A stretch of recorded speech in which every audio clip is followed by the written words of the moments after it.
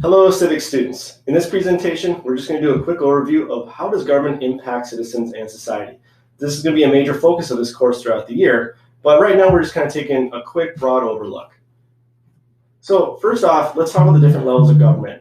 There are three different layers: federal, state, and local. We're going to cover all three of them. Services, all three of these provide services, and services are intended to help individuals, the community, and overall American society.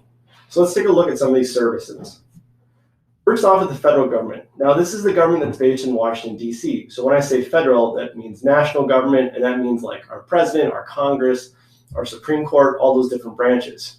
Now, some of those services that they provide include Medicare, which is health insurance for the elderly, Social Security, which are monthly payments to the elderly. They also provide housing and food assistance to those that meet certain thresholds for income and are in the poverty range. They also provide the postal service, which, if you order things off of Amazon or, send any old-fashioned letters, postal service has been around a long time delivering those services. They also do some things more related to kind of your future and everything, is they subsidize loans for college. I don't want to get into the nitty-gritty details on that, but it does help keep interest rates somewhat low for college students when they're taking out loans for college. Some broad general things about like setting and enforcing water and air quality standards. This is something that they've been doing for the last 50 or 60 years, since we realized that some of our rivers and airway and air has been incredibly polluted by industry. There are now much more strict standards on air quality and water quality. So a few of the things to finish up here for federal government: funding interstate transportation projects. So those interstate highways that crisscross our country in all different directions, maybe you've ridden on a few of them, those are federal projects. Now, they contract out to local construction companies, and they also work with state and local government to build those highways. Think of that giant interchange that we have between 41 and 441. If you can remember, that seemed like 10 years to do, but that is a part of an interstate project that receives some federal funds. And the last thing I have on here, but this does not include everything, I'm just including some of the big ones, but it's protecting the borders and maintaining national security. So it's everything from customs officials at airports and at our Canadian and Mexican borders to our military, making sure that we're safe. Going down to the state government now. So this is based in Madison, with our governor, Tony Evers, and all the thousands of employees that work for the state government. So again, this is not every service, but we're just covering some of the big ones. One of the big ones is something called Badger Care.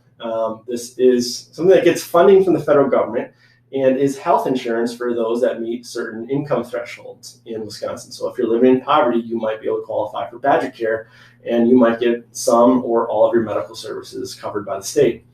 Unemployment insurance, which has affected many people in the last 6 months since the COVID-19 pandemic.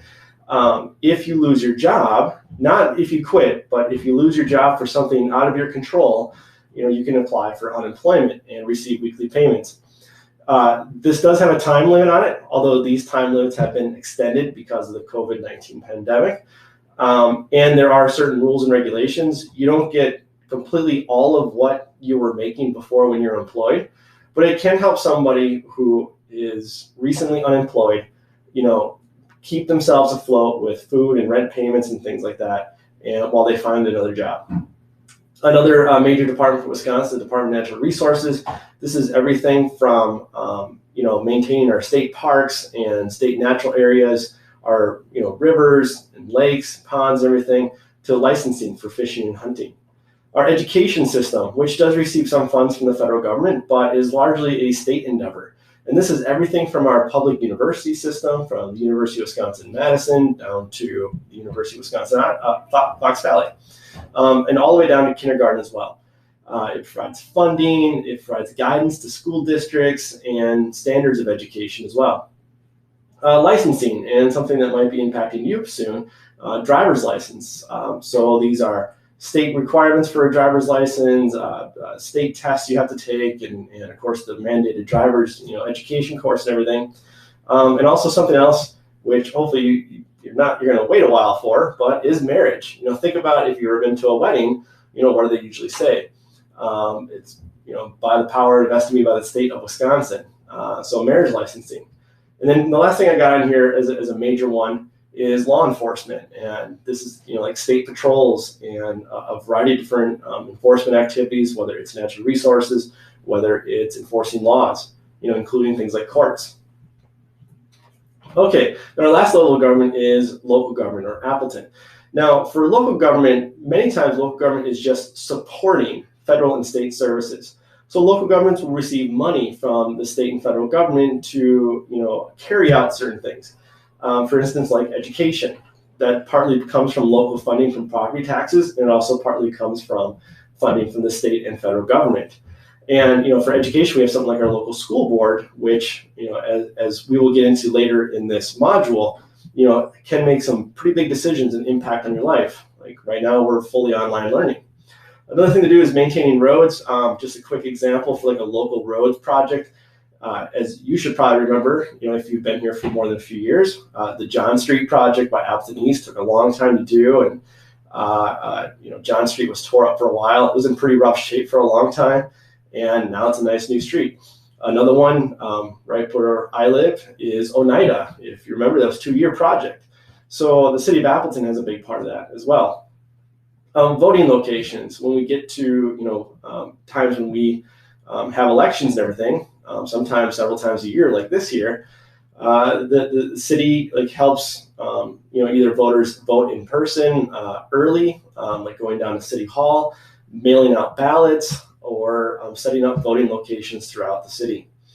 Another major one is water and electricity. Now, sometimes the city owns the utility itself. Like, for instance, the city of Menasha has its own kind of Menasha treatment plant, and Appleton has its own treatment plant. But sometimes they also send that out to another company that they contract. So if you're in Appleton, most likely you have We Energy, so WE. And another one I have on here, the last one, is parks and recreation. Things like all the city parks that we love and enjoy in Appleton, and the pools, and all those different things that you might have done when you were a youth, signing up for like soccer camps and baseball camps and all that kind of stuff. It's all done through the city of Appleton. So just an example of some of those services. Now, services isn't the only thing government does. Those services cost money, and there's also other things on top of that that are requirements that the government puts upon us as citizens. So one of the big ones that impacts us almost on a daily basis are taxes. Even if you're 14 and don't have a job or anything, anytime you go out and spend money on something, usually you're paying something like a sales tax, which in Wisconsin is 5 or 5.5%, depending on what county you're in. There's so many other taxes as well, and there's more than just what I have on here, but a few are income taxes. Both the federal and state government take income taxes right out of our paycheck. Property taxes, if you own a home or land, you have to pay taxes on that. Social Security and Medicare, if you work, even as a 14 or 15-year-old, those taxes come right out of your paycheck as well. Now, as you know, there are many federal, state, and local laws, and some of these vary state by state. Some states have different laws when it comes to things like guns or marijuana, and there's of course some differences in local laws too, like when you can park on a street or when you cannot. So those are requirements placed upon us. And of course, there's many regulations as well, whether it's environmental regulations or employment regulations. I mean, just think right now, if you're 14 or 15, if you get a job, how many hours can you work a week? I think it's only like 16 or so. It might be a little more than that, but there are all these regulations and requirements that we have to abide by as well. Okay, so as a teen, you might be thinking, government doesn't really impact me. I spend most of my day on, playing video games or YouTube or whatever, sleep in when I can. I don't see how it impacts me at all. But just think about this. What are you doing right now? Well, it's online, but there's that requirement to go to school. The government's basically mandating, for much of the year, that about 1/3 of your day is in a public institution or some sort of schooling, whether it's a public school, private school, or homeschool. So that's a huge requirement on you. Until you're 18 years old, you have to go to school. That's impacting so much of your life. For many of you right now who are wishing to get your driver's license soon, why can't you just be 14 and go out and drive and everything? Well, they have those, driver's license, both service and requirement. Protections. So as a teen and everything, you have certain protections as far as, how your home life is, or or just protecting you from abuse and those things, they have those laws there that make sure that, you're treated well. Sales tax. So maybe income and Social Security, might not affect you if you don't have a job, but, you're always paying sales tax when you're spending money on anything. And there's many of the things that you might not think of. Like if you got up this morning and got some water, how do you know that water is not filled with harmful bacteria, E. coli, who knows what else? Well, it's because the city has, and the state and the federal government have set water standards and have cleaned that water as it gets to your, before it gets to your faucet. Safety regulations on the products you buy. When you buy like a new phone or something like that, how do you know it's not sending harmful, waves into your brain, or will all of a sudden, explode or something? Which did happen with Samsung phones like several years ago. I don't know if you remember, but I think it was the Samsung 8. When they first came out with that thing, it would spontaneously combust in some people's pockets. Okay, but anyways, what you're going to do is, with this quiz and check-in, there are some questions related to this video. You should have taken handwritten notes, and those will help you, on this video. You can always go back and review too if you missed some things. There'll also be a short answer after that too. I want you to brainstorm a few ways that we did not bring up of how government impacts your daily life. Okay, see you later.